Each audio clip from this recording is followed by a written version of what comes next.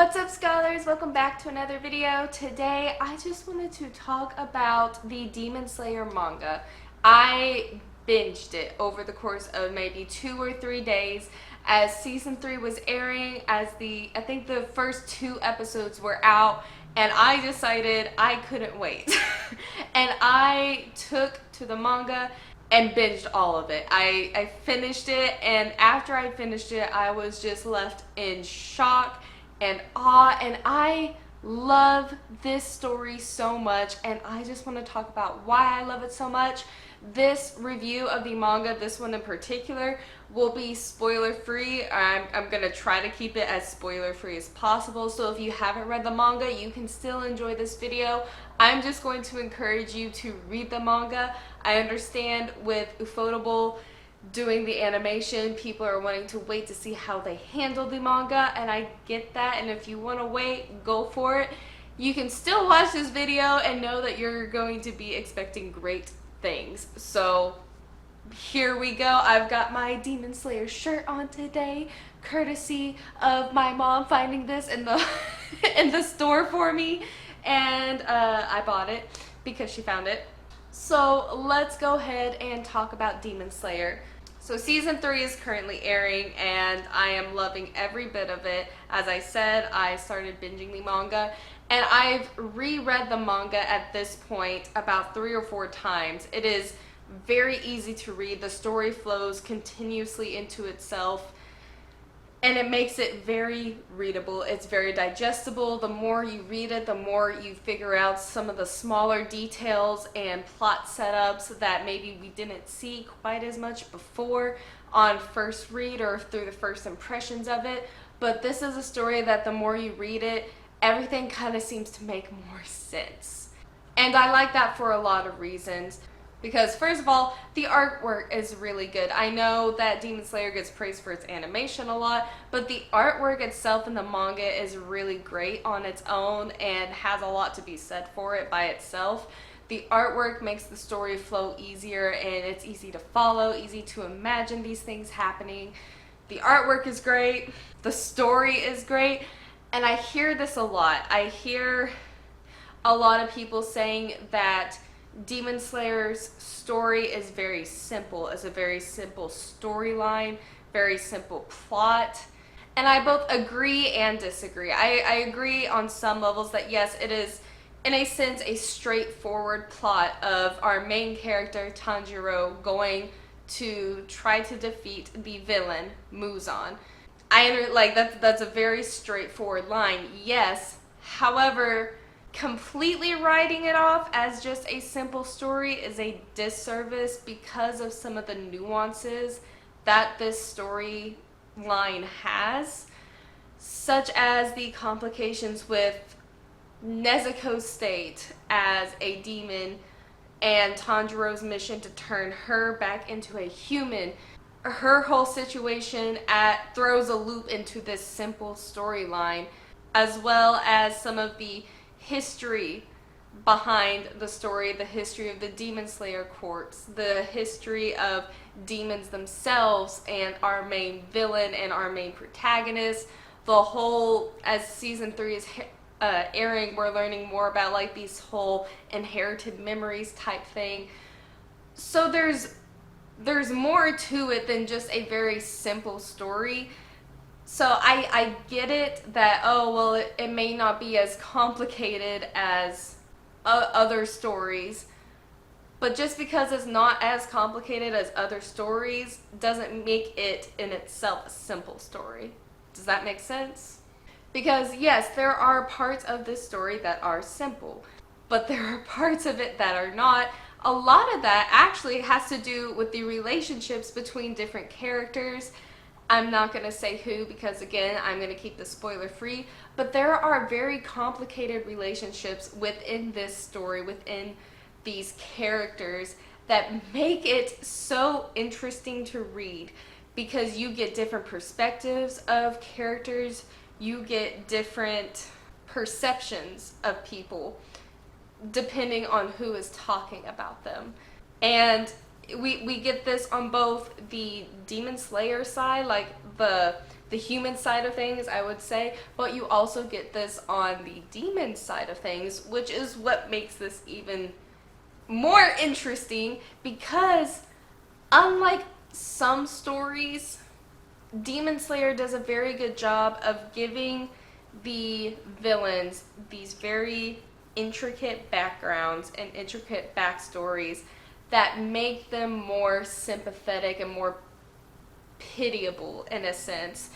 If you've watched the first few seasons of Demon Slayer, you will understand what I'm talking about, and this theme kind of carries on for some of them, not all of them. Some villains get some demons get this, some demons don't, and I really, really like that, because there are some that there's nothing good about them, and the mangaka sticks to that no, even as a human, there was nothing redeemable about this character.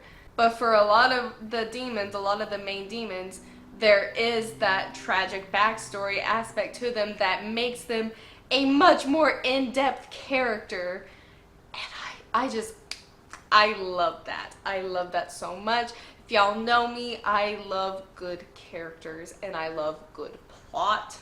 So I am fed well, pun intended, in Demon Slayer by these two things. But I will admit, I am fed more with the character work and the character progressions than I am with the plot, and that's not a bad thing. I think Gotoge does really good work with the characters, and especially some of her female characters are so fantastic. Her male characters are all of her characters are fantastic. They are so well thought of and very fleshed out, all of them. I think every character in the story worked within the purpose of what that character was there for. And that's a very good thing, because they completed the purpose they had for this story. I can't complain about that. But yes, this story it's got a great storyline. I love how it progresses, because it progresses naturally. There's natural growth, there's natural conflicts. Nothing about the conflicts in this story seem forced. It all seems like a very natural progression. It's very smooth. It moves very smoothly throughout till the very end of the story. There are great characters. Again, I love these characters. There are several characters in this story that I just adore from the bottom of my heart. Tanjiro was one of them. There's another character, he's in season 3 right now, Tokito Muichiro. Among the heroes that we have, all of the Demon Slayers, I love every single one of them.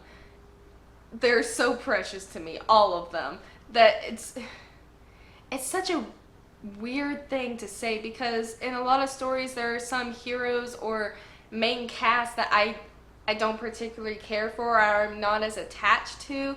Like in Bungo Stray Dogs, for example, Tanizaki, I'm not as particularly attached to in the detective agency as I am other characters. Or even in Hunter x Hunter, there's some arcs where I'm not really attached to some of the characters that we're introduced to and that we see throughout it as much as I am to others.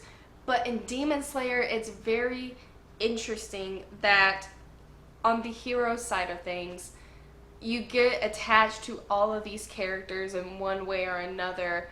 And it's really nice to see. I've had it happen to me in One Piece where I get attached to literally every main character and main cast, and it hurts me. And I'm hurt in Demon Slayer the same way. The emotional scenes that come within Demon Slayer hit so hard, and they hit even harder on reread, because when I was first reading it, because I binged it, I was just flying through all of it all at once, and I didn't have a lot of time to just process all of the hurt and emotional damage that happened. But then on reread, and I'm reading it slower, I'm digesting more of what was going on, and it hurt even more. There's so much pain in this series, in this manga, but it's like a good pain. Like, this needed to happen, it would make sense that it happened, but it still hurt all the more because it happened. It's so well done. The characters are great. I love all of them. But this is where I struggle with this series in particular, because normally I'm able to pick out a favorite character or like top 3 favorites super easy.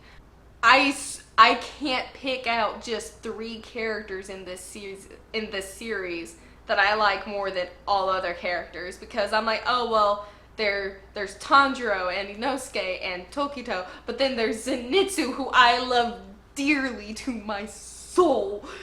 But then there's also Genya and Kanayo and Openai and Sanemi, and it just keeps going. And even it's like, oh well, there's the demon that you end up caring for, like Gyutaro.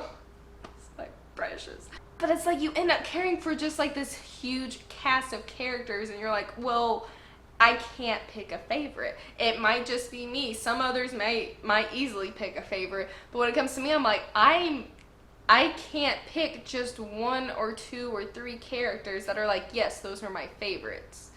Because there's so many of them. There's so many that I just hold dear to my heart that I can't pick a favorite. And that doesn't happen to me very often. It's usually very easy for me to pick a favorite or favorites, and I can't do that with this series, and it just baffles me. But alongside the good heroes, there's also good villains, and I'll get to this in a second.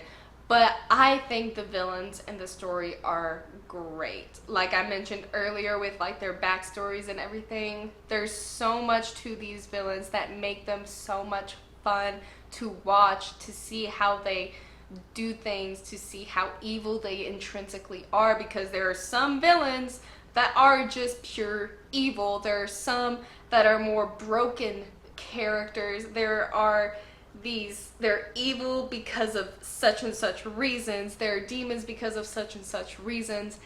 And even the big bad, Muzan himself, I can make a whole video on Muzan, honestly. Like, the more I read and reread, the more I just absolutely love Muzan as a villain.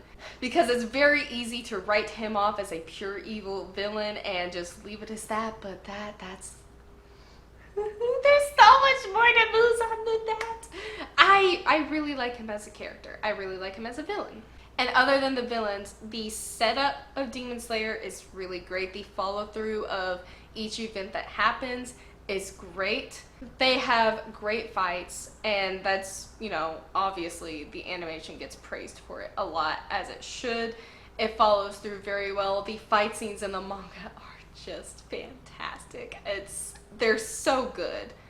The team-ups we get are great. The fight scenes, the dialogue, the plays that we get are just so good. I just thoroughly enjoyed it, and that's what made it so easy to read and read fast, because the fight scenes were just boom, boom, boom. They like went and they were over with, and it was so good. They were so good. The fight scenes are great. And Demon Slayer has some really amazing themes. The themes in this story work so well and carry such a powerful message behind them that I just can't help but love them, and just it twists my heart in such a great way. The final fights that we get are good. They're worth it. I really liked how they handled it. And the ending of Demon Slayer as a whole is good. I liked the ending. It may have been a little bit rushed, but that with the very final chapter, I would have liked to see a little bit more with the aftermath with our main cast and kind of some more of the follow-up with it. But it's still a good ending. The last chapter was so nice. I wish it was either longer or held more to it to really, and I think maybe this is where the anime will come in clutch, is they'll just really flesh it out to have that one last final impact to the heart, because it already does. On reread, I liked it more. When I first read it, I was a little iffy on the ending, especially that final chapter, But upon reread, I kind of like it a little bit more as I reread it, because I read it at a slower pace. When I was reading it, binging it, I was reading at such a fast pace that the ending felt a little jarring. But when I reread it and I was reading it slower, I liked it more. So it might just be at the pace you were reading it and absorbing it all in, because when you read it slower, I liked it so much better. And what I really like about this story is that the main villain, Muzan, it's not really a spoiler because he's introduced like almost immediately off the bat. Muzan is such an interesting villain because he's got a complicated history and past.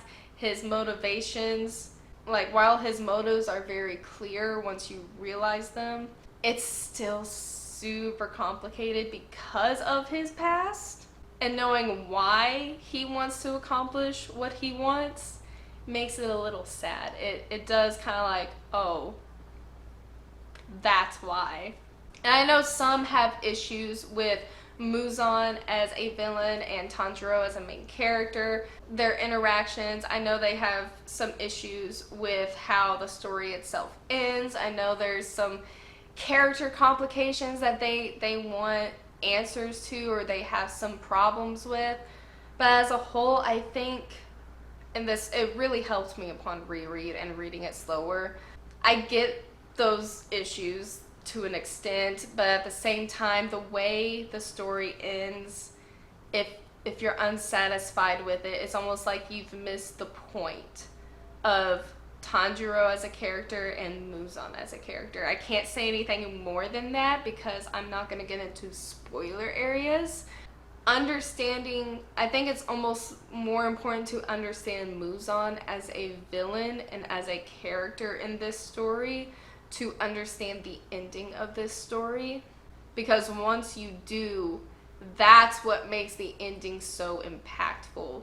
That final stretch of chapters, like 10 chapters, and upon reread and reading it again and again, the more I'm like, oh my goodness, Muzan is a great character and villain. I'm going to end up having to make a whole video on Muzan. That's obviously going to be spoiler filled because there's a lot I want to say about Muzan, but I can't here for spoiler reasons. I'm trying so hard not to say anything that could be taken as a spoiler. However, getting away from Muzan, Tanjiro as a main character is amazing. One of the best main characters I've seen in a recent shonen, I would say. He is so kind-hearted, and it's a genuine kindness. He is a very pure-hearted person, and you see this several times throughout the manga. The way he interacts with strangers, the way he interacts with his friends, motivates those around him, is able to sympathize with his enemies to the point where he helps them find peace. And I love him as a main character. And a lot of people have problems with main characters like Tanjiro, these very kind, pure-hearted characters, because a lot of the times they can just become very simple, they're pushovers, they don't have a lot of growth, they don't have a lot of development, and their motivations kind of trickle away because they are written off as just these kind people. That is not the case with Tanjiro. Tanjiro has a he's very strong-willed, very stubborn, and very determined. And that determination only grows throughout the series. Yes, he is a very kind, pure person who will do anything to help others, but he also has his rage moments. He also shows this unhinged anger towards those who have deserved it, towards those who have done people he cares about wrong, done strangers wrong. When somebody does something to wrong someone, Tanjiro does get angry with them. He has a retribution to give to those who have done wrong, and he will distribute that retribution.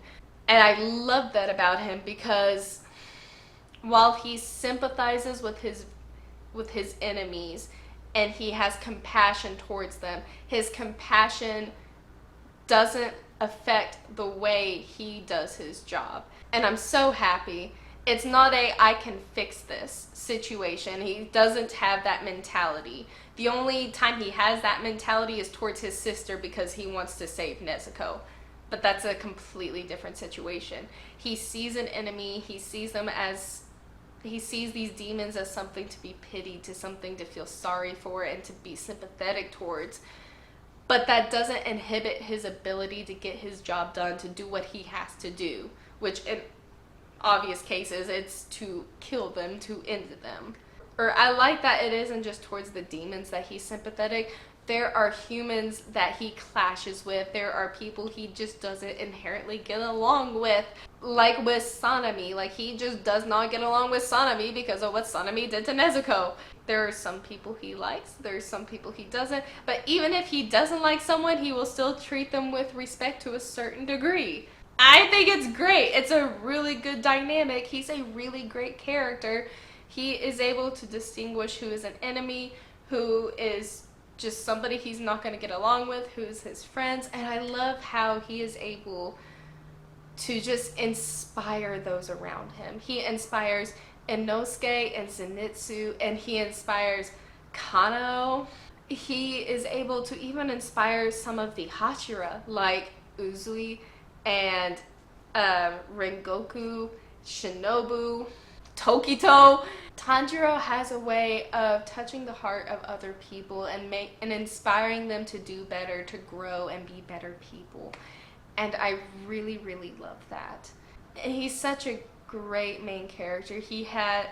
The way he interacts with other people, whether it be older people, people his age, people maybe a couple years older than him, or even children. Like, his interaction with children in this manga just melt my heart. It's so adorable. I love it so much. He's big brother vibes all over the place. He is a big brother to his best friends, Inosuke and Zenitsu. He is a big brother to all of these children around him, to Nezuko.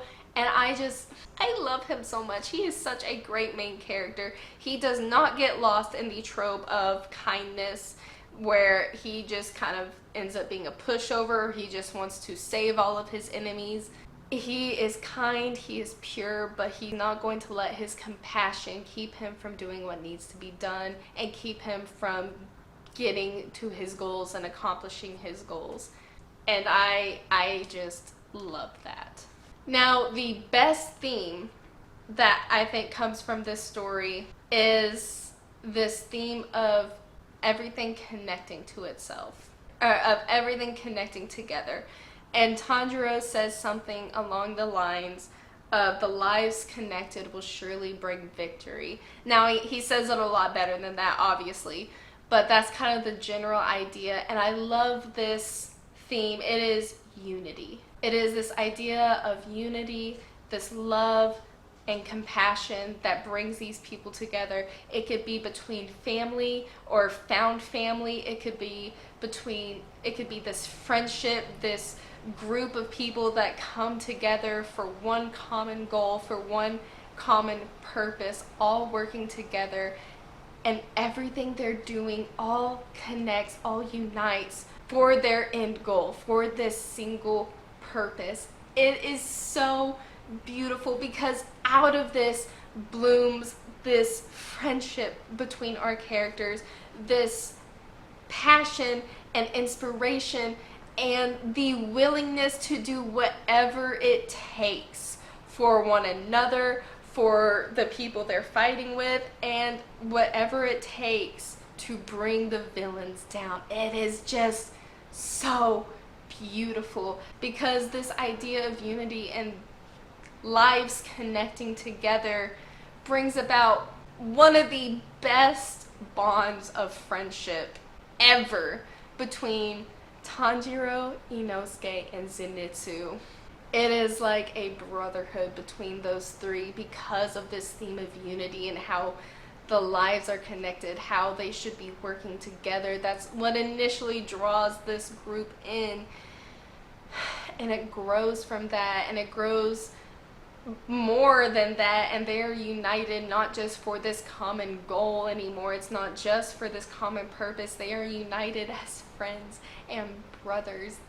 And I love it so much because that theme has such great payoff. It has such amazing payoff, and I love it so much. It is beautiful to see because not only do you see it within like the main trio, you see it through every single person on the Demon Slayer side, whether it be the Hashira or our main group or some of the side characters or even some of the more nameless side characters that we have. This theme of unity wraps all of them together. It makes the lowest ranking person just as important as the highest ranking person. It is beautiful to see. I love this theme so much. And I think it encapsulates Demon Slayer as a whole in its purpose and its meaning. And it is just beautiful. I was going to have a best characters section of this, but I can't. All of them are best characters. They're all so good. They're all so good. All of these characters are best characters, honestly. Like I said, I can't pick a favorite. All in all, I think Demon Slayer is a very beautiful manga with a specific message and a specific theme. There are many themes and messages, of course, in Demon Slayer. The biggest message and theme that you get here of unity and everything connecting together, I think is just such a beautiful and inspiring message. I think this manga maybe gets misinterpreted sometimes because a lot of times when someone reads a shonen, they're just expecting all these grandiose fights and really not a lot of other aspects to it, or they're trying to compare it to some of the older shonen like Naruto or Bleach, or they're like, oh well, it's different than other animes or mangas that are out like Jujutsu Kaisen or others like that. But I think that's such a huge disservice to Demon Slayer and to the other shows as well. I don't get why people try to compare one manga to another and be like, oh well, this one is so much better because of A, B, and C. Like, they're two completely different stories. Stop trying to just dump them all into one category and then rank them based on that. That doesn't work with stories. I think Demon Slayer should be looked at objectively as its own story, not compared to anything else or not judged based on its animation or any other things. I think if you look at the story, you look at these characters, you look at this theme, the main theme that this story is pushing and wanting to portray, and it does so in a beautifully perfect way. The story does what it sets out to accomplish. The theme of this story carries through all the way to the end, and the characters are just the perfect portrayals of the storyline, of the plot, of the themes. They fit so well into this story. I am very pleased with Demon Slayer. I love this manga. These characters have become precious to me, and I could talk about some of these characters for a long time. I really kind of kept it like a summary, besides Tanjiro in a sense, because I don't want to say too much.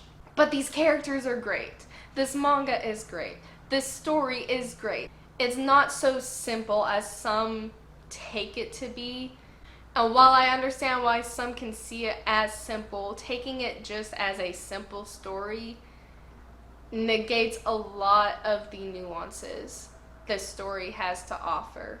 All in all, Demon Slayer is easily like a 9 out of 10, 10 out of 10 manga for me. I really did like it. I liked the ending, despite what some people say. I liked the villains, despite what some people say. I really enjoyed this manga. Are there a few things I would personally change because of my own personal preference of what I wanted to see? Yes, but that happens in every single story because every single person is going to view a story differently. I would highly recommend this manga. If you want to wait for the anime, I get it, go for it. They are doing a wonderful job adapting this story. They're doing a fantastic job. Ufotable is nailing every single part of it. I am thoroughly impressed with what a good job that they're doing. That is my review of the Demon Slayer manga. It was really great. I enjoyed it. I enjoyed the story, I enjoyed the artwork, and I enjoyed the characters.